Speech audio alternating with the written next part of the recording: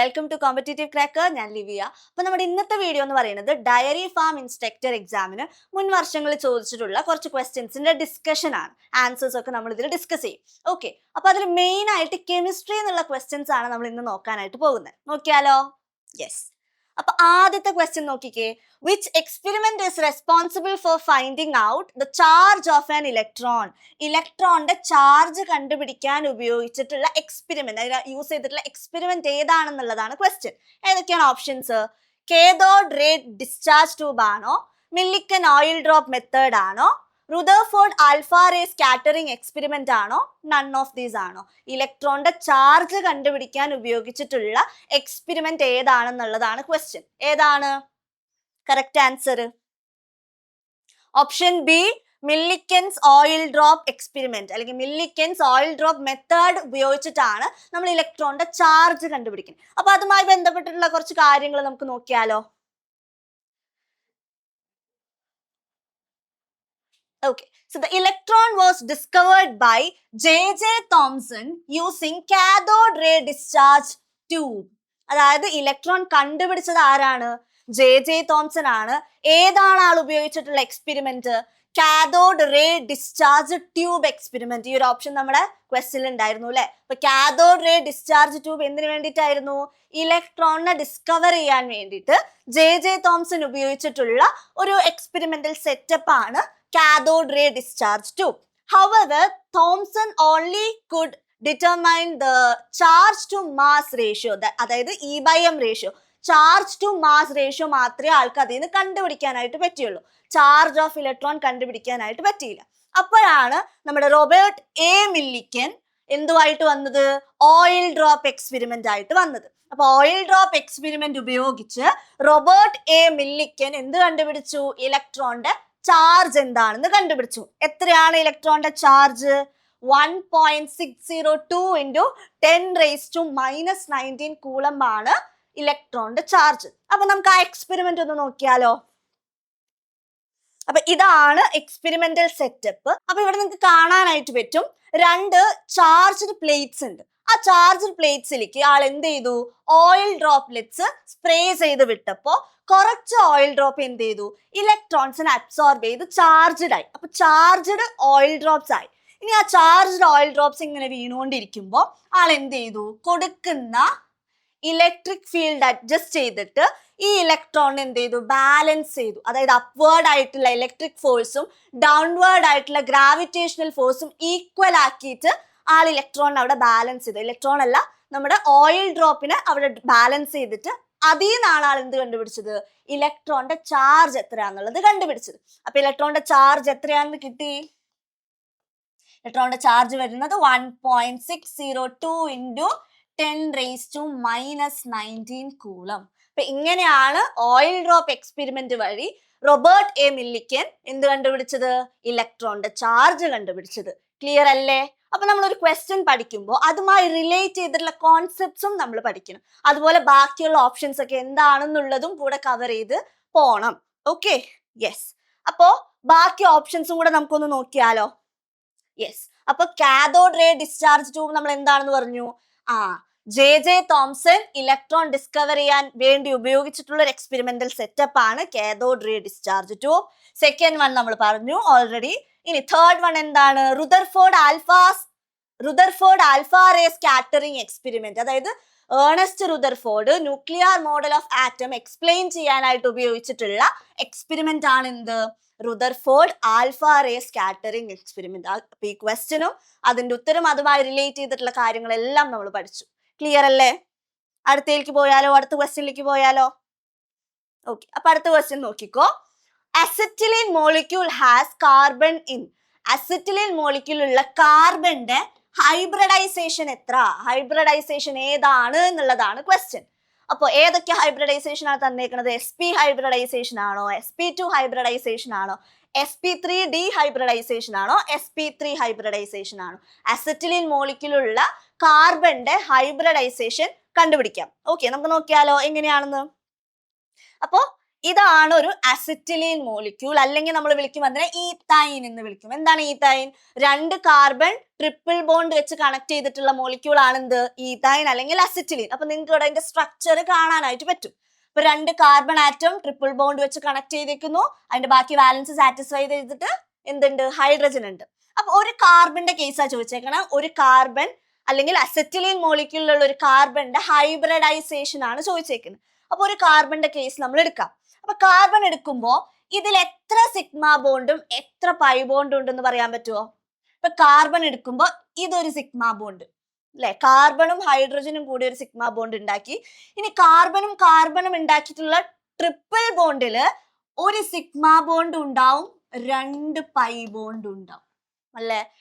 Triple bond എന്ന് പറയുമ്പോൾ 3 bond ഉണ്ടായില്ല, ഒരെണ്ണം സിഗ്മ ബോണ്ടും ബാക്കി 2ഉം പൈ ബോണ്ടും ആണ്. അപ്പൊ ഒരു കാർബണില് 2 സിഗ്മ ബോണ്ട് ആണ് ഉള്ളത്. അസെറ്റിലീൻ മോളിക്യൂളിലെ കാർബണില് 2 സിഗ്മ ബോണ്ട് ആണ് ഉള്ളത്, ഒരെണ്ണം ഹൈഡ്രജൻ ആയിട്ടും ഒരെണ്ണം മറ്റൊരു കാർബൺ ആയിട്ടും. അപ്പൊ 2 സിഗ്മ ബോണ്ട് ഉണ്ടാവണം എന്നുണ്ടെങ്കിൽ എത്ര ഹൈബ്രിഡൈസ്ഡ് ഓർബിറ്റൽസ് വേണം? 2 ഹൈബ്രിഡൈസ്ഡ് ഓർബിറ്റൽസ് വേണം. 2 ഹൈബ്രിഡൈസ്ഡ് ഓർബിറ്റൽസ് വേണം. എങ്ങനെയാ 2 ഹൈബ്രിഡൈസ്ഡ് ഓർബിറ്റൽസ് കിട്ടുക? ഒരു s ഓർബിറ്റലും ഒരു p ഓർബിറ്റലും കമ്പൈൻ ചെയ്ത് 2 sp ഹൈബ്രിഡൈസ്ഡ് ഓർബിറ്റൽസ് ഉണ്ടാവും. ഒരു s ഓർബിറ്റലും ഒരു p ഓർബിറ്റലും കമ്പൈൻ ചെയ്ത് 2 sp ഹൈബ്രിഡൈസ്ഡ് ഓർബിറ്റൽസ് കിട്ടും. അപ്പൊ കാർബണിന്റെ ഹൈബ്രിഡൈസേഷൻ എത്രയാണ്? sp ഹൈബ്രിഡൈസ്ഡ് ആണ്. ക്ലിയർ അല്ലേ? അപ്പൊ 2 സിഗ്മ ബോണ്ട് ഉണ്ടെങ്കിൽ sp ഹൈബ്രിഡൈസ്ഡ് ആയിരിക്കും.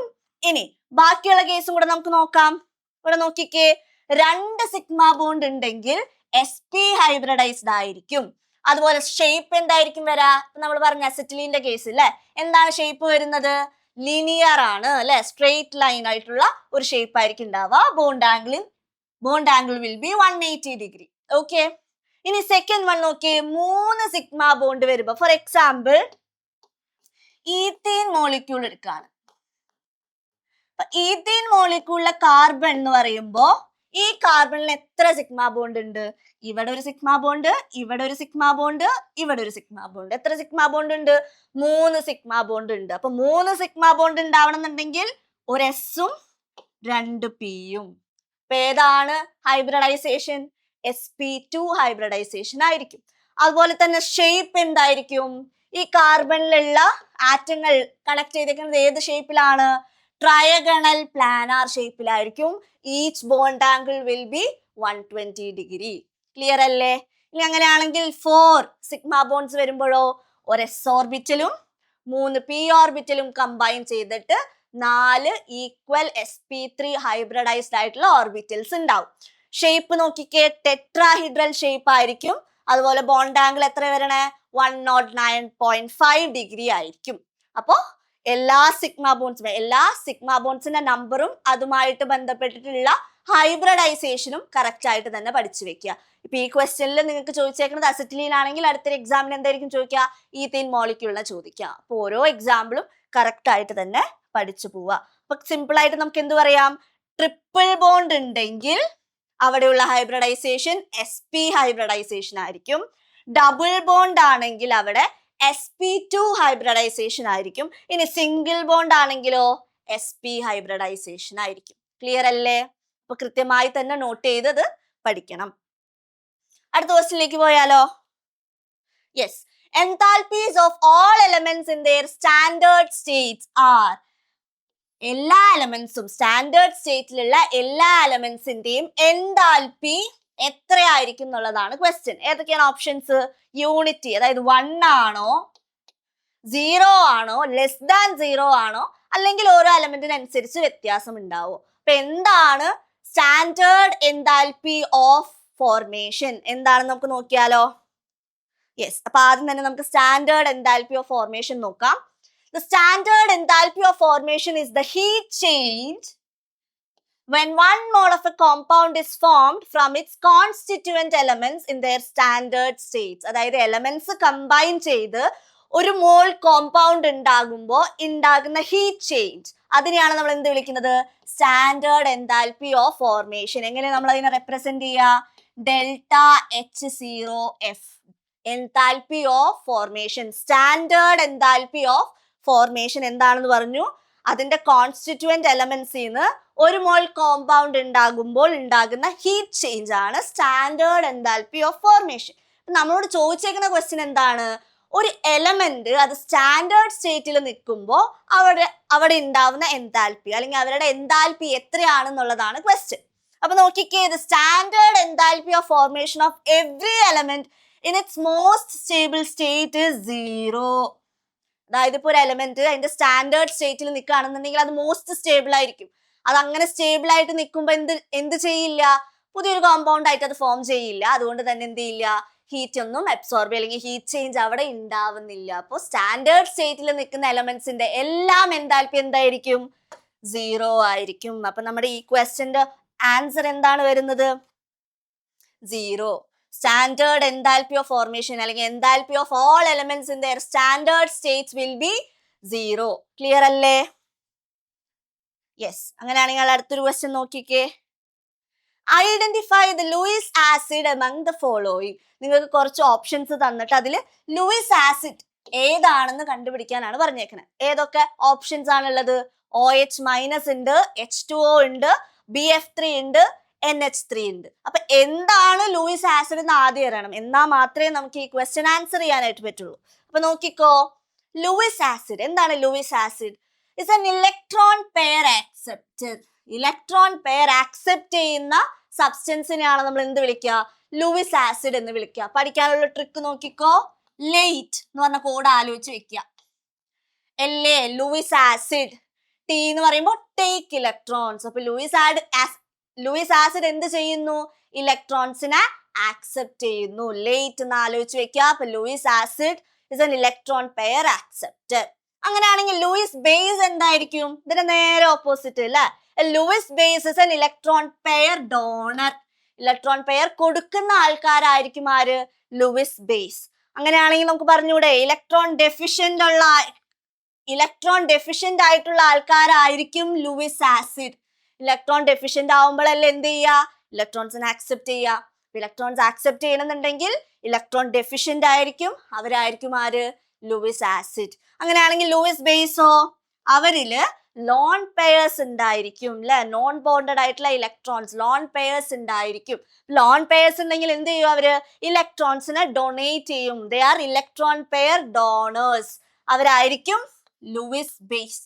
അപ്പൊ ലൂയിസ് ആസിഡ് എന്താ, ലൂയിസ് ബേസ് എന്താന്ന് കറക്റ്റ് ആയിട്ട് മനസ്സിലായോ? കോഡ് വെച്ച് പ്രത്യേകം പഠിച്ചു വെക്കുക. അങ്ങോട്ടും ഇങ്ങോട്ടും തെറ്റരുത്. അങ്ങനെയാണെങ്കിൽ നമ്മുടെ ഓപ്ഷൻസ് നമുക്ക് നോക്കിയാലോ. ഇപ്പൊ 4 ഓപ്ഷൻസ് ഇവിടെ കൊടുത്തിട്ടുണ്ട്. ആദ്യം തന്നെ BF3 എന്ന് പറയുമ്പോൾ ഒരു ബോറിൻ. BF3 എന്ന് പറയുമ്പോൾ ഒരു ബോറോൺ 3 ഫ്ലൂറിൻ ആറ്റം ആയിട്ട് ബോണ്ട് ചെയ്തിരിക്കുകയാണ് അല്ലെ? അപ്പൊ നോക്കിക്കേ, എത്ര ഇലക്ട്രോൺസ് ഉണ്ടാവും? ഇവിടെ 2 എണ്ണം, ഇവിടെ 2 എണ്ണം, ഇവിടെ 2 എണ്ണം. അങ്ങനെ ടോട്ടൽ 6 ഇലക്ട്രോൺസ് ആയിരിക്കും ഉണ്ടാവുക. പക്ഷെ എത്ര വേണം? ഒന്ന് സ്റ്റേബിൾ ആവണമെന്നുണ്ടെങ്കിൽ അല്ലെങ്കിൽ കംപ്ലീറ്റ് ആവണമെന്നുണ്ടെങ്കിൽ 8 ഇലക്ട്രോൺസ് വേണം അല്ലെ? അപ്പൊ എന്ത് ചെയ്യും? ഇലക്ട്രോൺ ഡെഫിഷ്യന്റ് ആണ്. ഇലക്ട്രോൺ പെയർസിനെ ആക്സെപ്റ്റ് ചെയ്യുന്ന ആളാണ് BF3. ഇലക്ട്രോൺ പെയർസിനെ ആക്സെപ്റ്റ് ചെയ്യുന്നത് കൊണ്ട് BF3 ആയിരിക്കും ലൂയിസ് ആസിഡ്. കിട്ടിയോ? അപ്പൊ നമ്മുടെ ഈ ക്വസ്റ്റ്യന്റെ ഉത്തരം എന്താണ്? BF3. കാരണം BF3 ഇലക്ട്രോൺ ഡെഫിഷ്യന്റ് ആണ്. ഇലക്ട്രോൺ പെയറിനെ ആക്സെപ്റ്റ് ചെയ്യുന്നത് കൊണ്ട് BF3 ആയിരിക്കും നമ്മുടെ ലൂയിസ് ആസിഡ്. അങ്ങനെയാണെങ്കിൽ ലൂയിസ് ബേസുകാരെ നമുക്ക് നോക്കിയാലോ. ആദ്യത്തെയാണ് OH-. OH- എന്ന് പറയുമ്പോൾ എന്താണ്? അവിടെ എക്സസ് ഇലക്ട്രോൺസ് ഉണ്ട് അല്ലെ? എക്സസ് ഇലക്ട്രോൺസ് ഉണ്ടാകുമ്പോൾ അവർ എന്ത് ചെയ്യും? ഇലക്ട്രോൺസിനെ ഡൊണേറ്റ് ചെയ്യും. ഇലക്ട്രോൺ പെയർ ഡോണേഴ്സ് ആണ് ആര്? Luis base. അപ്പൊ OH- എന്ന് പറയുന്നത് ഒരു ലൂയിസ് ബേസ് ആണ്. ഇനി നോക്കിക്കേ, NH3 നിങ്ങൾക്ക് കാണാൻ പറ്റും ഒരു ലോൺ പെയർ ഉണ്ട് അല്ലെ? ലോൺ പെയർ ഉണ്ടെങ്കിൽ അവരെന്താണ് ചെയ്യുക? ഇലക്ട്രോൺ പെയർസിനെ ഡൊണേറ്റ് ചെയ്യും. ഇലക്ട്രോൺ പെയർസ് ഡോണേഴ്സ് ആയിരിക്കും. അതുകൊണ്ട് NH3 എന്ന് പറയുന്നത് ഒരു ലൂയിസ് ബേസ് ആയിരിക്കും. ഇനി ലാസ്റ്റത്തെ ഏതാണ് ഓപ്ഷൻ? H2O, വാട്ടർ മോളിക്യൂളിൽ നിങ്ങൾക്ക് കാണാൻ പറ്റും 2 ലോൺ പെയർസ് ഉണ്ട്. എഗെയിൻ ലോൺ പെയർസ് ഉണ്ട്. ലോൺ പെയർസ് ഉണ്ടെങ്കിൽ എന്ത് ചെയ്യും? അവര് ഇലക്ട്രോൺ പെയർസിനെ ഡൊണേറ്റ് ചെയ്യും. ഡൊണേറ്റ് ചെയ്യുകയാണെന്നുണ്ടെങ്കിൽ നമുക്ക് എന്ത് വിളിക്കാം? അവര് ലൂയിസ് ബേസസ് എന്ന് വിളിക്കാം. കിട്ടിയോ? ഇതുപോലെ ഏത് ഓപ്ഷൻ അല്ലെങ്കിൽ ഏത് സബ്സ്റ്റൻസ് തന്നാലും ഇതുപോലെ ചെക്ക് ചെയ്യുക. ഇലക്ട്രോൺ പെയർ ഡെഫിഷ്യന്റ് അല്ലെങ്കിൽ ഇലക്ട്രോൺസ് ഡെഫിഷ്യന്റ് ആയിട്ടുള്ള ആൾക്കാർ എന്തായിരിക്കും? ഇലക്ട്രോൺ പെയർസിനെ ആക്സെപ്റ്റ് ചെയ്യും. അപ്പൊ അവരെ ലൂയിസ് ആസിഡ് എന്ന് വിളിക്കും. ഇനി ഇലക്ട്രോൺ പെയർ എക്സസ് അല്ലെങ്കിൽ ഇലക്ട്രോൺ റിച്ച് ആയിട്ടുള്ള ആൾക്കാരെ നമ്മൾ എന്ത് വിളിക്കും? ഇലക്ട്രോൺ പെയർ ഡൊണേറ്റ് ചെയ്യുന്നത് കൊണ്ട് അവരെ നമ്മൾ എന്ത് വിളിക്കും? ലൂയിസ് ബേസ് എന്ന് വിളിക്കും. ക്ലിയർ അല്ലേ? അടുത്ത ക്വസ്റ്റ്യനിലേക്ക് പോയാലോ? Yes. Which of the following is A buffer? അടുത്തൊരു ഇമ്പോർട്ടന്റ് ടോപ്പിക് ആണ് അല്ലെ, ബഫർ. ബഫർ സൊല്യൂഷൻ എന്താണ്? തന്നിരിക്കുന്നതിലുള്ള ബഫർ സൊല്യൂഷൻ ഏതാണെന്നുള്ളതാണ് ക്വസ്റ്റ്യൻ. ഓക്കെ, അപ്പൊ എന്താണ് ബഫർ സൊല്യൂഷൻ എന്ന് നമുക്ക് നോക്കിയാലോ. അപ്പൊ ഇവിടെ നോക്കിക്കോ, എന്താണ് buffer solution? A buffer solution is one that resists changes in pH when a small amount of acid or base is added. അതായത് കുറച്ച് ആസിഡും അല്ലെങ്കിൽ കുറച്ച് ബേസ് ആഡ് ചെയ്തു എന്ന് വെച്ചിട്ട് ആ സൊല്യൂഷന്റെ pHൽ ഒരു മാറ്റം ഉണ്ടാവാൻ അനുവദിക്കാത്ത ആൾക്കാരെയാണ് എന്ത് വിളിക്കുന്നത്? ബഫർ സൊല്യൂഷൻ എന്ന് വിളിക്കുക. അപ്പൊ ബഫർ സൊല്യൂഷൻ എന്ത് ചെയ്യുന്നു? pHലുള്ള ചേഞ്ചിനെ റെസിസ്റ്റ് ചെയ്യുന്നു. അവരെയാണ് ബഫർ സൊല്യൂഷൻ എന്ന് വിളിക്കുന്നത്. രണ്ട് ടൈപ്പ് ബഫർ സൊല്യൂഷൻ ഉണ്ട്. അസിഡിക് ബഫർ ഉണ്ട്, ബേസിക് ബഫർ ഉണ്ട്. എന്താണ് അസിഡിക് ബഫർ? അല്ലെങ്കിൽ എങ്ങനെയാണ് ഒരു അസിഡിക് ബഫർ ഉണ്ടാവുന്നത്? അസിഡിക് ബഫർ ഉണ്ടാവണമെന്നുണ്ടെങ്കിൽ ഒരു വീക്ക് ആസിഡും സോൾട്ട് ഓഫ് വീക്ക് ആസിഡും കൂടെ മിക്സ് ചെയ്യുമ്പോഴാണ് ഒരു അസിഡിക് ബഫർ ഉണ്ടാവുന്നത്. എന്താണ് അസിഡിക് ബഫർ? ഒരു വീക്ക് ആസിഡും ആ വീക്ക് ആസിഡിന്റെ സോൾട്ടും കൂടെ മിക്സ് ചെയ്ത് കിട്ടുന്നതാണ് അസിഡിക് ബഫർ. എക്സാമ്പിൾ നോക്കിക്കേ, അസറ്റിക് ആസിഡ് അല്ലെ, CH3COOH, ഇതൊരു വീക്ക് ആസിഡ് ആണ്. ഇനി ആ വീക്ക് ആസിഡ് തന്നെ സോൾട്ട് ആണ് അല്ലെ, sodium acetate, salt of that weak acid. അപ്പൊ ഇവര് രണ്ടുപേരും കൂടി ഉണ്ടാവുന്നതാണ് അസിഡിക് ബഫർ. അങ്ങനെയാണെങ്കിൽ എന്തായിരിക്കും ഒരു ബേസിക് ബഫർ? വീക്ക് ബേസും സോൾട്ട് ഓഫ് വീക്ക് ബേസും, ഒരു വീക്ക് ബേസും ആ വീക്ക് ബേസിന്റെ സോൾട്ടും കൂടെ മിക്സ് ചെയ്തിട്ടുണ്ടാവുന്നതാണ് ബേസിക് ബഫർ. എക്സാമ്പിൾ നോക്കിക്കേ, NH4OH plus NH4Cl. Ammonium hydroxide എന്ന് പറയുന്നത് ഒരു വീക്ക് ബേസ് ആണ്. അമോണിയം ക്ലോറൈഡ് എന്ന് പറയുന്നത് ആ വീക്ക് ബേസിന്റെ ഒരു സോൾട്ടും ആണ്. അപ്പൊ അമോണിയം ഹൈഡ്രോക്സൈഡും അമോണിയം ക്ലോറൈഡും കൂടെ മിക്സ് ചെയ്താൽ എന്ത് കിട്ടും?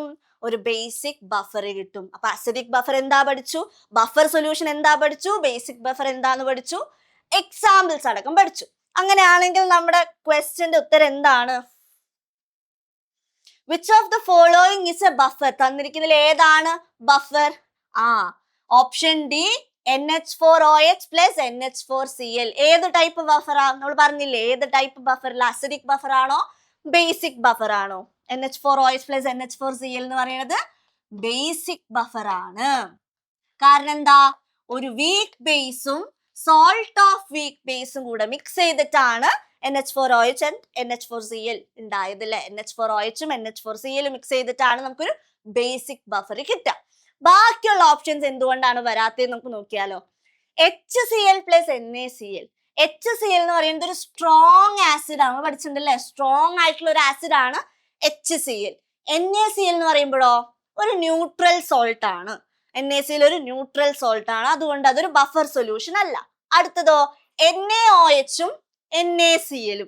NaOH എന്ന് പറയുന്നത് ഒരു സ്ട്രോങ് ബേസ് ആണ്. NaCl എന്ന് പറയുന്നത് അഗെയിൻ ഒരു ന്യൂട്രൽ സോൾട്ട് ആണ്. അപ്പൊ അതും ഒരു ബഫർ സൊല്യൂഷൻ അല്ല. അടുത്തത് നോക്കിക്കേ, HCl ആൻഡ് KCl. HCl എന്ന് പറയുന്നത് ഒരു സ്ട്രോങ് ആസിഡ് ആണ്. KCl എന്ന് പറയുന്നത് ഒരു ന്യൂട്രൽ സോൾട്ട് ആണ്. അപ്പൊ അതും ഒരു ബഫർ സൊല്യൂഷൻ അല്ല. അപ്പൊ ഓപ്ഷൻ കറക്റ്റ് ഓപ്ഷൻ ഏതാണ്? Option D, NH4OH and NH4Cl. Clear അല്ലേ? അടുത്ത ക്വസ്റ്റ്യൻ നോക്കിയാലോ. Yes. Number of moles of the solute per kilogram of solvent is. Concentration ടേംസിൽ നിന്ന് വരുന്ന ഒരു ക്വസ്റ്റ്യൻ ആണ് അല്ലെ. Number of moles of solute per kilogram of solvent. ഇത് തന്നിരിക്കുന്നത് ഒരു കോൺസെൻട്രേഷൻ ടേമിന്റെ ഡെഫിനിഷൻ ആണ്. ഏതാണ് ആ കോൺസെൻട്രേഷൻ ടേം എന്നാണ് ക്വസ്റ്റ്യൻ. ഏതൊക്കെ ടേംസ് നിങ്ങൾക്ക് കാണാം? മോൾ ഫ്രാക്ഷൻ ഉണ്ട്, മൊളാലിറ്റി ഉണ്ട്, മൊളാരിറ്റി ഉണ്ട്, മാസ് പെർസെൻറ്റേജ് ഉണ്ട്. അപ്പോൾ കോൺസെൻട്രേഷൻ ടേംസ് എന്ന് പറയുന്നത് വളരെ ഇമ്പോർട്ടന്റ് ആയിട്ടുള്ള ഒരു ടോപ്പിക് ആണ്.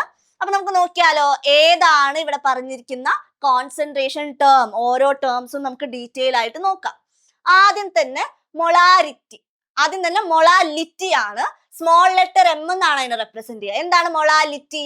is the number of moles of solute dissolved in 1 kilogram of solvent. 1 kilogram solventലുള്ള മോൾസ്, 1 കിലോഗ്രാം സോൾവെന്റിലുള്ള സൊല്യൂട്ടിന്റെ നമ്പർ ഓഫ് മോൾസ് ആണ് എന്ത്? മൊളാലിറ്റി. ഫോർമുല എന്താ വരുന്നത്?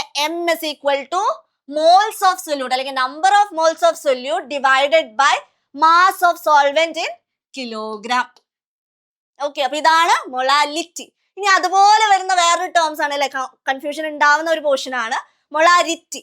മൊളാരിറ്റി എന്ന് പറയുമ്പോൾ ക്യാപിറ്റൽ M ആണ് നമ്മൾ റെപ്രസെന്റ് ചെയ്യുക. Molarity is the number of moles of solute dissolved in 1 liter of solution. ആകെ ഒരു ചെറിയ വ്യത്യാസമുള്ളൂ രണ്ടാളും തമ്മിൽ അല്ലെ, ഡിനോമിനേറ്ററിൽ ഒരു വ്യത്യാസം മാത്രമേ ഉള്ളൂ. എന്താണ് molarity?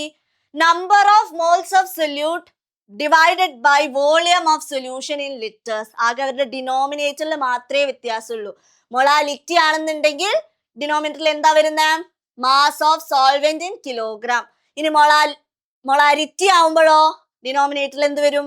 Volume of solution in litres. അപ്പൊ ആ ഡിഫറൻസ് കറക്റ്റ് ആയിട്ട് മനസ്സിലാക്കി പഠിച്ചു വെക്കുക. ഇനി ഇങ്ങനെ ഓർത്ത് വെച്ചോ, മൊളാലിറ്റി ആണല്ലേ ലിറ്റി. അപ്പൊ നമ്മൾ പെട്ടെന്ന് ലിറ്റർ എന്ന് ആലോചിക്കും അല്ലെ, വോളിയം.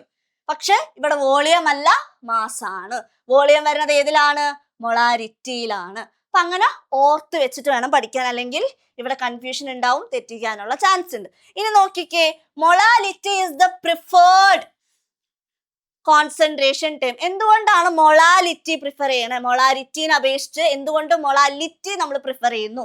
കാരണം എന്താണ്? ഇപ്പൊ നമ്മൾ ടെമ്പറേച്ചർ ചേഞ്ച് ചെയ്ത് കഴിഞ്ഞാൽ അതിന്റെ വോളിയം, നമ്മൾ എടുക്കുന്ന സൊല്യൂഷന്റെ വോളിയത്തില് ചേഞ്ച് വരും. അപ്പൊ വോളിയം ചേഞ്ച് ആവാനായിട്ടുള്ള ചാൻസ് ഉണ്ട്. ടെമ്പറേച്ചർ ചേഞ്ച് ആയാൽ വോളിയം ചേഞ്ച് ആവും. അപ്പൊ മൊളാരിറ്റിയും അതിനനുസരിച്ച് ചേഞ്ച് ആവും. പക്ഷെ നമ്മൾ ടെമ്പറേച്ചർ ചെയ്യുമ്പോൾ മാസ് ചേഞ്ച് ആവോ? ടെമ്പറേച്ചർ ചേഞ്ച് ചെയ്യുമ്പോൾ മാസ് ചേഞ്ച് ആവോ? ഇല്ല, മാസ് എപ്പോഴും കോൺസ്റ്റന്റ് ആയിരിക്കും അല്ലെ. അപ്പൊ അതുകൊണ്ടാണ് മൊളാലിറ്റി ആണ് നമ്മൾ കൂടുതൽ പ്രിഫർ ചെയ്യുന്നത്. കാരണം മൊളാലിറ്റി ടെമ്പറേച്ചർ മാറി എന്ന് വിചാരിച്ചിട്ട് ചേഞ്ച് വരില്ല. ഓക്കെ, അങ്ങനെയാണെങ്കിൽ ബാക്കി രണ്ട് ടേംസും കൂടെ നോക്കിയാലോ നമുക്ക്. Mole fraction. എന്താ mole fraction? Ratio of moles of one component to the total moles. ഒരു സൊല്യൂഷൻ ഞാൻ ഉണ്ടാക്കി. ഇപ്പൊ എക്സും വൈയും ചേർത്ത് ഞാനൊരു സൊല്യൂഷൻ ഉണ്ടാക്കി. ഇപ്പൊ ഞാൻ എക്സിന്റെ മോൾ ഫ്രാക്ഷൻ കണ്ടുപിടിക്കണമെങ്കിൽ എന്ത് വേണം? എക്സിന്റെ number of moles divided by എക്സിന്റെ നമ്പർ ഓഫ് മോൾസും വൈന്റെ നമ്പർ ഓഫ് മോൾസും കൂടി ആഡ് ചെയ്ത് വെക്കുക. അതാണ് ടോട്ടൽ മോൾസ്. ഇനി വൈയുടെ നമ്പർ ഓഫ് മോൾസ് കണ്ടുപിടിക്കുകയാണെന്നുണ്ടെങ്കിലോ, മോൾ ഫ്രാക്ഷൻ ഓഫ് വൈ കണ്ടുപിടിക്കാൻ മോൾസ് ഓഫ് വൈ, ഇപ്പൊ നമ്മൾ വൈയിലുള്ള നമ്പർ ഓഫ് മോൾസ് കണ്ടുപിടിക്കണം, എന്നിട്ട് ടോട്ടൽ മോൾസ് കൊണ്ട് ഡിവൈഡ് ചെയ്യാം. ഓക്കെ, അപ്പൊ അതാണ് മോൾ ഫ്രാക്ഷൻ. ലാസ്റ്റ് വൺ നോക്കിക്കേ, mass percentage. Mass of solute per 100 gram ഓഫ് സൊല്യൂഷൻ. 100 gram സൊല്യൂഷനിലുള്ള സൊല്യൂട്ടിന്റെ മാസ്, അതിനെയാണ് നമ്മൾ മാസ് പെർസെന്റേജ് എന്ന് വിളിക്കുക. മാസ് പെർസെന്റേജ് കണ്ടുപിടിക്കാനുള്ള ഇക്വേഷൻ എന്താണ്? Mass of solute divided by mass of solution into 100. അപ്പൊ ഇതൊക്കെയാണ് ഇമ്പോർട്ടന്റ് ആയിട്ടുള്ള കോൺസെൻട്രേഷൻ ടേംസ്. അപ്പൊ നമ്മുടെ ഇവിടുത്തെ കറക്റ്റ് ആൻസർ ഏതാണ് വരുന്നത്? Number of moles of solute per kilogram of solvent അല്ലെ, മാസ് ഓഫ് സോൾവെന്റ് ആണ് എങ്കിൽ ഏതാണ് correct answer? Answer is option B, molality. Clear ആയില്ലേ? യെസ്. അപ്പോൾ എല്ലാ കോൺസെൻട്രേഷൻ ടേംസും കൃത്യമായി തന്നെ പഠിച്ചു വെക്കുക. അപ്പോ നമ്മൾ കുറച്ച് ക്വസ്റ്റ്യൻസ് ഒക്കെ ഇവിടെ ഡിസ്കസ് ചെയ്തു അല്ലെ. അപ്പൊ എന്താണ് ഇപ്പൊ ഡിസ്കഷൻ ഒക്കെ ആയിട്ട് വരാനായിട്ടുള്ള കാരണം ഡയറി ഫാം ഇൻസ്ട്രക്ഷൻ നോട്ടിഫിക്കേഷൻ നമുക്ക് ഉടൻ തന്നെ പ്രതീക്ഷിക്കാം. അപ്പൊ കോമ്പറ്റേറ്റീവ് ക്രാക്കറിൽ നമ്മൾ എന്ത് സ്റ്റാർട്ട് ചെയ്യുന്നുണ്ട്? ഒരു ലോങ് ബാച്ച് സ്റ്റാർട്ട് ചെയ്യുന്നുണ്ട്. ഡയറി ഫാം ഇൻസ്ട്രക്ഷൻ എക്സാമിന് വേണ്ടിയിട്ടുള്ള ഒരു ലോങ് ബാച്ച് നമ്മളിവിടെ സ്റ്റാർട്ട് ചെയ്യുന്നുണ്ട്. അപ്പൊ പെട്ടെന്ന് തന്നെ തുടക്കം തൊട്ടേ നമുക്ക് നല്ല രീതിയിൽ പഠിച്ചു പോകാം. അപ്പൊ പെട്ടെന്ന് തന്നെ ജോയിൻ ചെയ്തോളൂ. ജോയിൻ ചെയ്യാനായിട്ട് സ്ക്രീനിൽ കാണുന്ന 8590202323 എന്ന നമ്പറിൽ വിളിച്ച് പെട്ടെന്ന് തന്നെ ജോയിൻ ചെയ്യാം. നമുക്ക് നല്ല രീതിയിൽ തന്നെ എക്സാം അറ്റൻഡ് ചെയ്യാം.